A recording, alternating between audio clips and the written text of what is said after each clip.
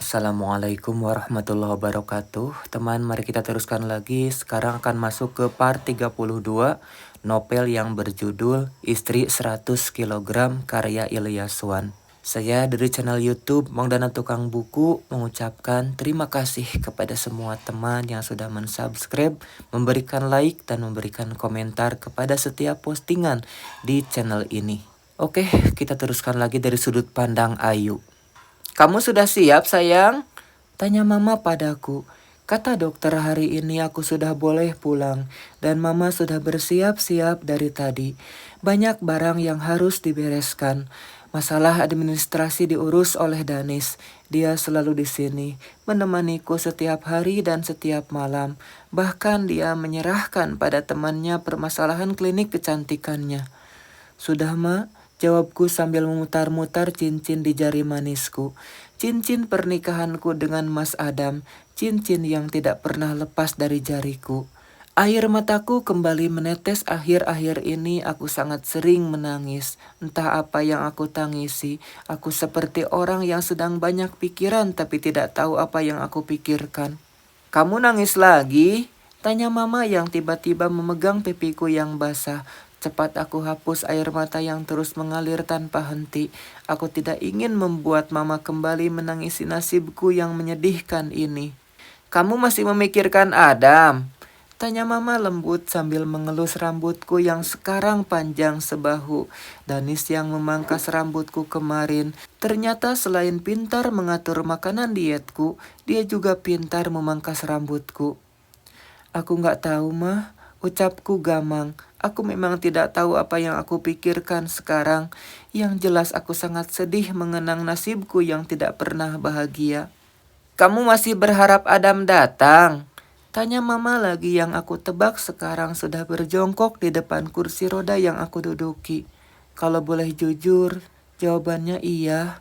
Kembali aku menangis, mengeluarkan air mata untuk orang yang tidak pernah mengharapkanku. Menangisi laki-laki yang bergelar suami, laki-laki yang masih kucintai sampai saat ini. "Lupakan, Ayu. Lupakan laki-laki yang tidak menginginkan kamu.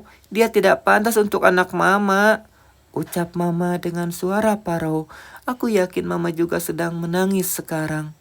"Aku sudah mencoba melupakan dia, Ma. Aku sudah menepis semua pikiranku tentang dia, tapi aku tidak bisa." Raungku di pelukan mama. "Aku tidak bisa, Ma. Aku terlalu mencintai dia. Aku terlalu menyayangi dia. Aku terlalu..." Huhu. Air mataku tumpah begitu saja tanpa bisa aku kontrol.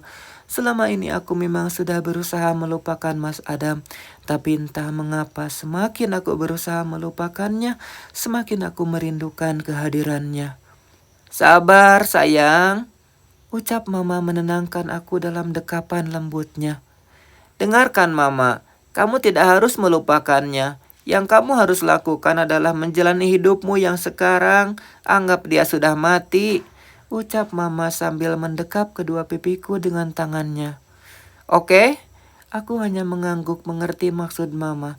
Betulkah jika kita mengingat seseorang itu telah mati, kita bisa melupakannya? "Udah siap, Tante?" tanya Danis yang tiba-tiba sudah berada di antara kami. Cepat aku menghapus air mataku yang masih tersisa di pipi. Aku tidak ingin dia melihatku menangis seperti orang bodoh. "Udah, ayo," ucap mama kemudian terasa kursi roda yang aku duduki terdorong ke depan. Gelap, semuanya gelap seperti masa depanku. Aku sekarang buta, tidak bisa melihat apa-apa lagi. Mungkin lebih baik begini daripada aku bisa melihat. Tapi yang aku lihat adalah Mas Adam dengan wanita lain. Biarlah orang mengatakan aku bodoh, mencintai tanpa logika, dan buta cinta. Kalian belum pernah mencintai dengan tulus. Kalian belum pernah merasakan mencintai dan menaruh harapan pada seseorang. "Oke, kita sudah sampai," ucap mama saat kami sudah sampai di rumah. Aku tidak langsung turun dari mobil karena mama menyuruhku untuk menunggu. "Silakan Tuan Putri," Ucap Danis yang tiba-tiba sudah membukakan pintu untukku. Aku meraba-raba pintu mobil yang sudah terbuka dan turun dengan perlahan. Danis memapahku pelan karena aku pasti akan kesusahan. Di rumah ini banyak tangga. Aku harus menghafalnya dengan cepat agar aku tidak terlalu tergantung pada mama dan papa. Ini tangganya ada 3, ucap Danis padaku. Aku menaiki tangga itu satu persatu. Kuperkirakan kami masih di teras rumah. Dulu aku bisa melompat-lompat di sini. Sekarang bahkan aku berjalan saja tidak bisa. Ini ada tanjakan dikit, kayak tangga tapi bukan tangga. Danis kembali memberiku arahan. Aku hanya tersenyum melihatnya sibuk memberitahuku apa saja yang ada di depanku. Kita udah masuk belum? Tanyaku sambil meraba-raba ke depan. Udah, kamu mau langsung ke kamar atau mau duduk dulu? Tanyanya padaku. Langsung ke kamar aja deh, aku mau istirahat. Jawabku cepat, aku tidak sanggup berada di antara mereka. Oke. Mamaku kemana? Tanyaku pada Danis yang sekarang sedang kembali memapahku ke kamar. Lagi bangunin Bo, buat beresin kamar kamu. Kamar kamu yang dulu kan ada di lantai 2, sekarang pindah jadi di lantai 1. Dekat sama kamar mama kamu. Ucapnya menjelaskan, aku hanya bisa beroh sambil manggut-manggut. Masuk sayang. Terdengar suara mama yang menyuruh kami untuk masuk ke dalam kamar. Berarti sekarang mama sedang berada di kamarku. Kamu istirahat dulu ya. Pasti nggak enak kan tidur di rumah sakit? Tanya mama yang kini mengambil alih tanganku dari Danis. Aku duduk di tepi ranjang, entah warna apa seprei kasurku sekarang. Aku boleh istirahat sekarang nggak, Mah? Tanyaku pada mama agar mereka segera keluar dan memberikan aku waktu untuk sendiri. Boleh sayang, kalau gitu kami keluar dulu ya, ucap mama. Aku juga pamit ya tante, soalnya ada yang harus aku kerjakan di klinik. Pamit Danis pada mama dan juga padaku. Makasih ya nak Danis, kamu bahkan lebih banyak menjaga Ayu daripada laki-laki yang tidak bertanggung jawab itu. Ucap mama pada Danis. Aku memalingkan wajah ke arah lain. Entah apa yang sekarang aku lihat. Aku hanya tidak suka mama berkata seperti itu. Aku benci perasaanku sendiri. Iya tante, Ayu, aku permisi ya. Nanti malam aku kesini lagi. Ucap Danis padaku. Makasih ya Danis, kamu udah baik banget sama aku. Ucapku sambil tersenyum. Oke.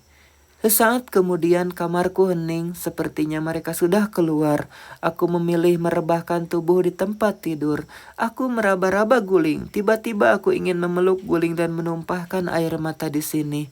Ingatanku kembali pada malam naas itu. Sore itu Claudia datang ke butik meminta rekaman CCTV yang menunjukkan bahwa dia berselingkuh dari Mas Adam. Tentu saja aku tidak akan memberikan rekaman itu, dan bukti itu memang sudah berada dalam flash disk yang akan aku berikan pada Mas Adam. Setelah Claudia diusir oleh security yang menjaga di sana, malamnya aku langsung berangkat menuju rumah yang dulu sempat aku tinggali bersama Mas Adam. Namun entah apa yang terjadi, tiba-tiba rem mobil yang aku kendarai blong dan tidak terkendali. Aku yang panik langsung menabrak pohon yang berada di pinggir jalan. Setelah itu aku tidak ingat apa-apa lagi. Yang jelas saat aku bangun dari tidur panjangku, aku sudah tidak bisa melihat lagi. Mama dan Danis bilang jika kecelakaan itu adalah ulahnya Claudia. Dia menyuruh orang untuk memotong tali rem mobilku. Aku sungguh tidak menyangka kalau dia bisa senekat itu. Padahal ini menyangkut tentang nyawa seseorang. Sekarang Claudia sudah mendekap di penjara. Entah kapan sidangnya aku tidak tahu. Karena semuanya papa yang akan mengurusnya. Aku bangun dan beranjak ingin keluar dari kamar. Sepertinya aku sudah lapar. Aku berjalan pelan dan mengambil tongkat. Aku meraba-raba untuk memastikan kalau aku tidak salah jalan. Ternyata pintunya tidak tertutup rapat. Aku dengan pelan melangkah keluar. Jadi kamu kesini disuruh sama Adam? Terdengar suara mama yang entah bicara dengan siapa. Iya bu, saya kesini disuruh sama Pak Adam. Dia ingin saya mengambil beberapa berkas penting sama Bu Ayu. Katanya seperti buku nikah dan kartu keluarga. Aku tidak tahu siapa yang berbicara, tapi untuk apa Mas Adam meminta semua berkas itu? Tapi untuk apa? Tanya mama lagi. Saya kurang tahu, Bu, tapi sepertinya Pak Adam mau mengajukan gugatan cerai. Deg, ternyata benar. Mas Adam tidak akan pernah bisa menerima keadaanku yang seperti ini. Aku kembali menangis dalam diam. Padahal kemarin saat aku ingin menggugatnya, dia kekeh ingin mempertahankan rumah tangga ini. Cerai? Dasar laki-laki kurang ajar. Bukannya menjenguk istrinya yang kena musibah, tapi malah mau menggugatnya seperti ini. Tunggu di sini, ucap Mama marah. Ayo, ucap Mama gagap yang melihatku di ambang pintu.